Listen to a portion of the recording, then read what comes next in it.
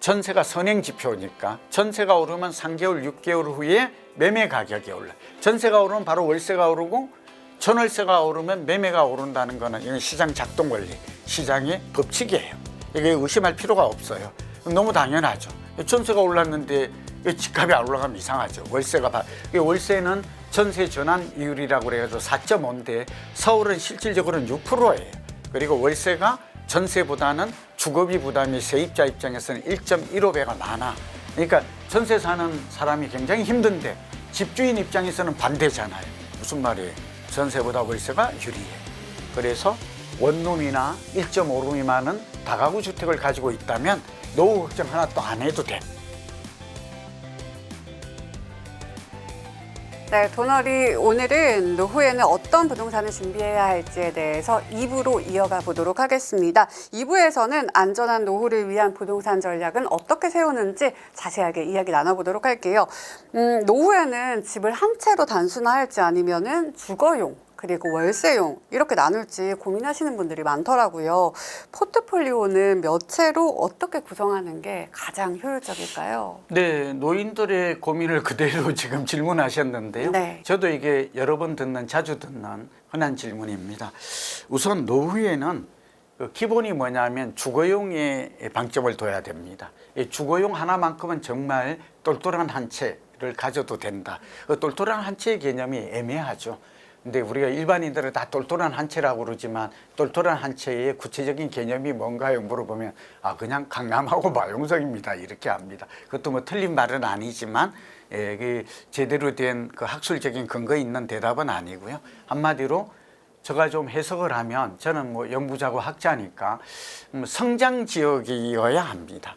성장 지역이라 그러면 도시공학, 도시계획학에서는 굉장히 중요한 사람도 성장하는 사람 을 우리는 중시해야 되고 주목해야 되잖아요. 뭐 지금 서울대 뭐 스카이를 나왔냐가 아니라 그 사람이 지금 성장하고 있는가. 저는 원래 이제 삼성그룹과 한국통신 인사부장을 하면서 사람에 대한 생각에서 부동산으로 옮겨온 건데 똑같아요. 그러니까 인구 증가, 소득 증가, 인프라 증가. 여기에다가 여러분이 잘 모르는 행정 계획이 있어요. 그래서 여러분 인구가 증가해야 돼요. 이 인구가 감소하는데 성장한다. 이건 말이 안 돼요. 두 번째는 소득이. 그러니까 국민 소득이 우리나라에서 소득이 제일 높은 곳이 어디예요? 그게 서울하고 울산이에요. 산업도시. 그러니까 울산도 지금 지방 중에서 집값이 많이 오르는 이유가 다 연결이 돼 있죠. 그리고 서울 중에서도 소득이 많이 사는 사람이 어디예요? 강남이에요. 그래서 강남이 집값이 많이 비싸고 올라요. 너무 맹쾌하죠? 네. 그리고 누구나 다 강남의 인구는 증가하지 않지만 누구나 가고 싶어 해요. 그걸 잠재 수요라고 그래요. 그게 모르니까 올라가는 게 이게 이상한 게 아니에요. 왜 강남만 오르냐 이렇게 생각하지만 그건 그렇지가 않아요. 돈 많은 사람이 옮겨가려고 하면 그건 뉴욕도 도쿄도 마찬가지예요. 그건 어떻게 그걸 외국의 전문 용어로는 슈퍼스타 시티, 슈퍼스타 단지라고 말해요. 딱 정해져 있어요. 네, 어쨌든 그렇게 돼 있고요. 그 다음에 이제 또 하나가 인프라예요. 인프라라 그러면 교육 인프라, 교통 인프라, 문화가 들어가요. 교육과 문화와 관광은 한류 문화라고 해서 같이 붙어 있는 단어예요. 따로가 아니에요. 외국에서 서울 오면 한류 문화를 보러 왔어요. 그러면 저 제주도나 인천을 보고 내가 한류 문화를 보고 왔다 그러면 되겠습니까? 이게 안 맞죠. 그러면 강남을 가야 돼요. 그러니까 이게 지금 그리고 역사 문화의 중심은 광화문 경복궁을 갔다 와야 나 이번에 한국에 가서 한국의 문화를 좀 역사 문화를 보고 왔다 이렇게 말해야 되지 않겠어요? 네, 이게 그래서 인프라가 증가해. 인프라에는 병원 인프라까지 의료 인프라까지 들어가요. 상업 인프라. 그래서 명동이나 강남역이나 이런 곳이 요즘 성수동이 뜨고 있죠. 이 집값과 상권이 열리단길에 동시에 떠요. 이 얘기는 관광 명소가 되면 외국인이 와야 이곳이 북적거리고 젊은이가 오고 젊은이가 와야 젊은이 중에서도 여성이 와야 돼. 20대. 그러면 20대 남자는 따라와요. 그리고 젊은이가 오면 노인들도 노인촌에 가는 게 아니라 젊은이를 보러 가서 어울리고 싶어요. 그럼 외국인들은 어디로 올까요? 여기 딱 가면 젊은이와 노인과 한국의 문화를 다 볼 수 있는데 굳이 뭐 노인들이 모여 있는 곳을 갈 리가 없죠. 이게 굉장히 상식적인 얘기지만 이런 것들이 그러니까 어디가 뜰지 알 수 있다. 지금 그 얘기하고 있는 거잖아요. 그래서 주거용도 좀 번잡하더라도 소통하고 상권, 인프라 지금 이런 것들이 잘 갖춰. 그게 대한민국 수도 서울이고 강남이고 마용성광, 성수구, 광진 이렇게 되어 있다라는 말씀을 드려요. 주거용과 월세용인데 이걸 굳이 구분할 필요가 없어요. 왜냐하면 주거용이나 월세용 돈이 없으면 이제 그렇게 되는데 이게 주거용은 아파트가 첫째라 그랬죠. 퍼스트 이렇게 가져가고요. 두 번째는 월세는 좀 달라요. 대상이 오피스텔도 가능해요. 저는 아파트를 못 사면 도심권에 강남과 마용성 지역은 딱 일치해요. 왜냐하면 여기에 오피스텔은 두 가지가 있어요. 하나는 주거용과 업무용이 있는데 요새 겸용이 많죠. 그러니까 주거용 오피스텔을 사는 게 월세에 유리해요. 그리고 적정한 월세 수익은 우리가 월세용을 노릴 때 우리가 지금 금리가 예금금리 3%거든요. 1.5배가 적정하다 이렇게 돼 있어요. 부동산 경제학 교과서. 이거 4.5%가 되면 돼요. 그러니까 월세를 내놓을 때는 4.5%가 기준이 돼요. 명확하게. 물론 이거는 고정적인 건 아니에요. 금리가 내려가면 월세도 좀 내려갈 수가 있겠죠. 기준이. 그러니까 4.5에서 5% 정도가 나온다면 아 나는 월세로서 이 오피스텔 빌라는 적정하다. 빌라까지 괜찮아요. 도심형 빌라여야 된다는 것. 네. 가급 도심이 어디예요? 예, 도심 말씀드릴게요. 지금 집중하세요. 서울을 예를 들면 3개 도심권이 있어요. 그게 어디냐? 광화문을 중심으로 한 사대문 안. 과거에 이게 도성이에요. 그다음에 요즘 용산하고 광화문이 오세훈 시장이 일체화라 그래서 여기에 라데팡스 거리처럼 파리에 가보면 전 갔다 왔는데 관광 명소로 만든대요. 그러니까 광화문, 서울역, 숙대입구 그래서 삼각지역까지 가요. 예, 그래서 이제 이게 뭐 대통령실이 있는데 옮긴다니까 또 차질이 빚어질는지 그런 생각은 드는데요. 여기까지가 도심으로 볼 수 있어요. 또 하나의 도심은 여의도 영등포예요. 그래서 여의도뿐만 아니라 영등포가 좋아진다는 걸 알 수 있죠. 또 하나가 강남권 GBD라고 그래서 강남, 서초, 송파예요. 자, 이 세 군데를 지금 이거 보시는 분은 서울시 지도를 같이 보세요. 딱 요 삼각형이 돼요. 그 안쪽이 도심이에요. 지금 도심이라고 그러면 그러니까 도대체 내가 사는 동네가 도심이야 아니야. 근데 이렇게 딱 연결을 하면 아 이게 도심이네. 그럼 내가 집을 사거나 월세용을 사거나 집을 산다면 어디가 좋아요? 일단 도심 그 안에 들어오는 게 좋다. 나 그쪽 안에 못 들어가면 어떻게 해야 돼요? 인접지역이래. 네이버후드 이펙트. 인접지역으로 가야 돼요. 아 그러니까 가급적 붙어야 돼요. 예, 여기가 안 되니까 나는 저기 그냥 멀리 가버릴래. 이거 안 돼요. 예, 그래서 이 안에 여기 딱 가운데 안에 한강이 있어. 그래서 최고급 주거벨트는 이거는 여러분 뭐 초보자가 아니면 관심이 없는데 압구정동에서 왼편을 보면 용산, 한강, 오른쪽을 성수가 보여요. 요 세 개가 골든 트라이앵글 최고급 주거벨트라 그래. 한강 보여. 그래서 이쪽이 지금 무진장이 뜨는 거예요. 이게 부동산 하나의 이론이에요. 네. 여기에는 진짜 재벌이나 뭐 부자들, 재벌 여기에 이제 연예인 들어가고요. 또 여기에 뭐 여러 가지 전문직 이런 사람들이 여기에 들어가는 이유가 되는 것이죠. 저는 여기서 꿀팁을 드리면 이쪽에 힐, 외국에는 힐 스테이트라고 그래가지고 힐에 있는 주택이 주목받거든요. 특히 그 한강은 저 김포에서부터 넓어요. 저 강동까지 가고 이게 저 덕소까지 남양주까지 가요. 이 한강변을 잘 활용해라. 한강벨트 뜨죠. 그럼 나는 빌라나 오피스텔 사더라도 어디를 사야 돼요? 도심권이면서 한강 보이면 금상첨화 그런 게 있어요. 신사동이나 높은 층에 보면 한강도 보여. 아 그리고 역세권은 물론이고 도심권이야. 근데 많이 안 올랐어. 그리고 임대 수익이 4.5%나 뭘 망설여요. 빨리 이것도 올라요. 아파트 오르면 본래 오피스텔 오르고 오피스텔 오르면 그 다음에 빌라가 이 순서대로 오르는 법이거든요. 그러니까 지금 이 방송을 드리는 분들은 이 조건에 맞는 거라면 망설이면 안 돼요. 그리고 어떤 사람 자꾸 압구정 가고 싶다, 반포 가고 싶다 그래요. 반포동의 원베일리가 34평이 74억까지 가거든요. 그거 못 사면 어디 가면 그 옆에 빌라나 오피스텔이 있다니까. 그거는 많이 안 움직여. 오케이. 아파트 나는 가지고 있질 못해요. 그 옆에 가면 빌라촌이 있다니까. 그래서 그런 것들은 이주를 했을 때 전세 가격이 올라가고 대안투자, 대체투자처로 좋다. 수익형 부동산, 오피스텔이라든지 도시형 생활 도생, 상가 꼬마 빌딩인데 돈이 있으면 꼬마 빌딩이 좋아요. 본래 주거용이 오르고 나면 이게 빌딩을 오피셜 리얼티라고 그래요. 그게 움직여요. 어디부터 움직여요? 강남부터 똑같아요. 그러니까 강남의 빌딩 살려는 분은 지금 서둘러야 돼요. 아파트가 오르고 나면 보통 1년 이내에 오르거든요. 작년부터 올랐으니까 요건이 충족이 됐어요. 다만 부동산 경기, 우리나라 거시경제가 어떻게 회복되는가 그런 것들은 좀 두고 봐야 되죠. 네, 그다음에 이제 저는 오피스텔 좋고 도생까지 괜찮아. 도시형 생활주택, 주거용은 상가가 문제인데 빌딩이 올라야 마지막에 상가가 올라요. 상가가 오르려면 바닥 경기가 좋아져야 돼. 바닥 경기가 좋아지려면 두 개가 충족돼야 돼요. 하나는 밑바닥 경기.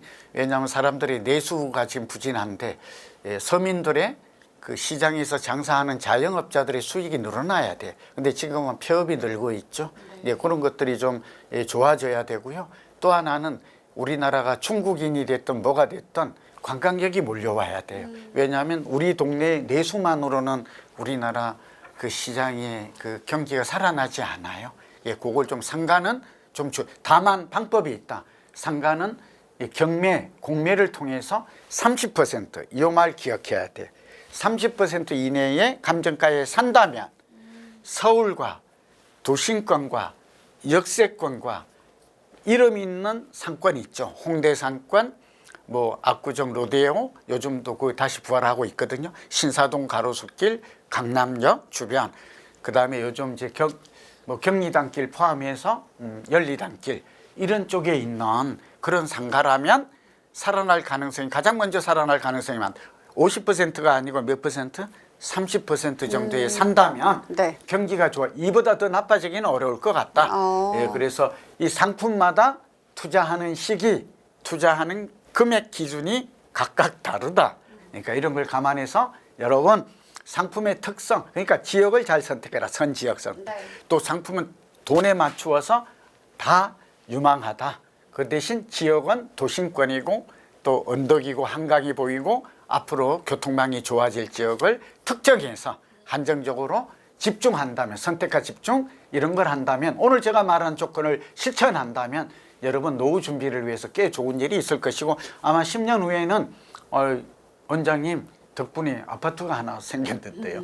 자식을 사줬더니 아파트가 생겼어요. 그 얼마입니까? 한 30억, 40억 합니다.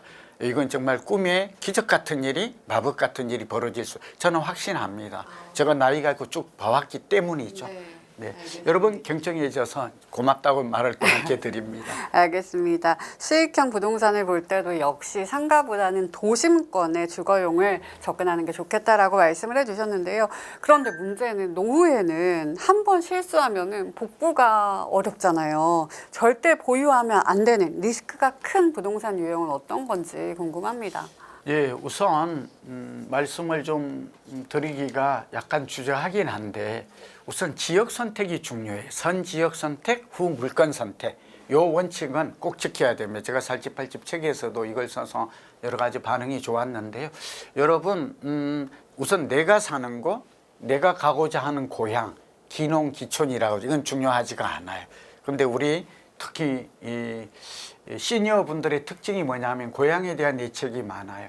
우리가 나이가 들면 고향으로 가는 건 너무나 여우도 그렇게 가잖아요. 머리를 둘러도. 그런데 이 고정관념에서 자산과 노후에 내가 거주할 곳과는 분리하는 전략이 절대 필요해요.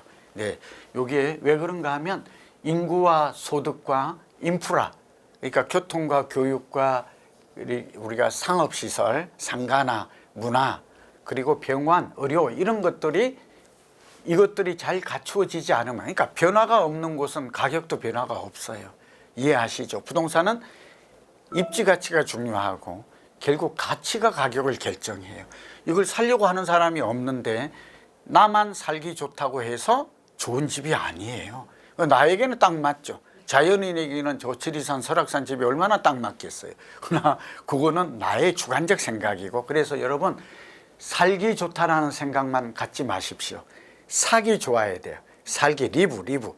살기 좋은 주거의 가치만 보지 말고, 이게 주거의 편리성 만족도라 그러거든요. 주관적인 건 중요하지 않아요. 그 대신 사기 좋은 바잉 파워, 바잉 밸류가 좋아야 돼요. 이거는 딱 부동산은 토지와 건물이기 때문에 결국 땅값이 올라야 집값이 올라요. 이거 굉장히 중요하고요. 그다음에 건물 가격이 올라야 집값이 올라요. 그다음에 살기가 좋아야 내가 살기 좋은 게 아니라 누구는 한강변이 좋다고 그러고 누구는 한강변을 보면서 우울해진다 그러고 이런 많은 얘기들이 오고 갈 수 있어요. 그러나 사실은 많은 사람들이 한강을 보는 걸 즐거워하면 그건 한강의 그 가치가 조망권의 가치가 있다고 경제적 가치로 환산이 된다. 20%나 된다고 그랬잖아요. 서울은 네. 집값이 20%. 과거에는 이거 10%도 안 됐어요. 그런데 최근에 소득 수준이 높아지고 주거의 질적 요건이 수준이 높아지니까 가진 자들은 아, 나 한강 보는데 15억 쓸래. 15억이면 서울의 아파트 한 채 가격인데 나 돈이 있거든. 그래서 우리 가족들이 그거 보면서 즐겁기 때문에 난 쓴다고. 그렇게 해서 되겠습니까? 뭐 이렇게 돈 자랑하는 겁니까가 아니에요. 이건 굉장히 두 가지가 동시에 있다 하는 걸 말. 지역 선택 얘기를 한 거는 인구가 감소하고 소득이 감소하는 이걸 소멸 지역이라고 그래요. 소멸. 축소 지역. 소멸되는 지역은 절대 피해야 됩니다. 그럼 그 동네는 내 고향인데 가지 말까요가 아니라 주거와 투자를 분리해야 됩니다. 주택은 어디에 가지 있어야 돼요? 서울에. 나는 고향에 가서 살아야죠. 그거는 전세로. 좀 이해되시죠? 예, 그래서 이 두 가지를 구분해라. 그런데 주택연금 같은 경우는 살아야 돼요. 근데 예외가 있어요. 내가 몸이 아프거나 부득이한 사유, 그걸 주택금융공사의 사전에 허락을 받으면 가능해요. 그런데 그 주택은 서울에 연금도 받고 임대도 줄 수 있어요. 예, 그러니까 그거는 질병 치료를 한다든지 내가 또 고향에 가서 만약에 아까 말씀드렸던 노인복지주택, 실버주택, 실버타운이라고도 하죠. 이곳에 가서 살면 가능해요. 그러니까 이런 것들을 제도를 잘 알면 뭐 제도가 허용하는 이런 것들을 최대한 나의 맞춤형으로 활용할 수가 있다는 거죠. 예, 그다음에 저는 여기 이제 주의할 점을 뭐 말씀을 하셨는데 굉장히 좋은 질문인데 포트폴리오를 구성할 때는 이제 단출하게 가야 돼. 다주택에 대해서는 이제 중가가 나올 가능성이 많아요. 예, 그러면 가급적 내가 살 집은 하나 딱 가지고 연금으로 갈 것까지. 그다음에 나는 꼭 집을 두 채 이상 갖는 전략은 양도세라서 이럴 때 좀 굉장히 부담이 될 수 있거든요. 그러니까 이런 것들은 가급적 저는 내년 4월 말 이전에 좀 그게 지금 이사철이기 때문에 지금보다 집값이 오를 거예요. 네. 예, 저희가 지금 옥석을 구분해서 이 리스크를 관리하는 거. 그러니까 수익도 극대화해야 되지만 위험도 최소화해야 된다. 투자 가치 없는 것 이런 것들은 이제 과감하게 버려라. 이제 그런 주택이고 특히 지방에 있거나 서울도 좀 아무런 특징이 없는 곳. 지하철이 들어올 것 같지도 않아. 여기에 보면 뭐 재건축이 되어 있지도 않아. 그리고 이게 모아주택, 모아타운처럼 뭐 재개발 호재가 있는 것도 아니야. 이런 것들은 과감하게 정리해라. 그리고 지방에 있는 부동산 쓸모가 없다. 이런 것들은 저는 좀 정리했으면 좋을 것 같아요. 그리고 그 5, 60대 분들 같은 경우에는 제가 여기 이제 또 꿀팁을 하나 드리려고요. 그게 뭔가 하면 저는 가장 아파트보다도 가장 노인들이 바람직한 10년, 20년을 바라보면 저는 다가구 주택, 그러니까 다세대 빌라 연립과 달라요. 다가구 주택은 단독주택인데 여기에 방이 여러 개가 있어요. 그런데 한 채랑 이것도 꼬마 빌딩으로 불려지기도 합니다. 자, 왜 좋은가? 두 가지가 있는데 여기에는 월세 수익이 많이 나. 집이 한 채이니까 다 실제로 주택은 독립되게 되어 있어요. 근데 이게 다가구 주택은 단독주택이 되어서 중가가 없어. 그리고 두 번째 땅을 많이 가지고 있어. 그리고 필요할 때는 재건축이 가능해. 신축으로. 그리고 무엇보다도 여기에 월세가 나오는데 지금 앞으로의 부동산 경기는 공급이 부족한 서울과 수도권 중심으로 해서 또 부산과 울산 대도시 중심으로 해서는 먼저 전세 가격이 올라. 전세가 선행 지표니까 전세가 오르면 3개월, 6개월 후에 매매 가격이 올라. 전세가 오르면 바로 월세가 오르고 전월세가 오르면 매매가 오른다는 거는 이건 시장 작동 원리, 시장의 법칙이에요. 이게 의심할 필요가 없어요. 너무 당연하죠. 전세가 올랐는데 집값이 안 올라가면 이상하죠. 월세는 전세 전환 이율이라고 그래가지고 4.5인데 서울은 실질적으로는 6%예요. 그리고 월세가 전세보다는 주거비 부담이 세입자 입장에서는 1.15배가 많아.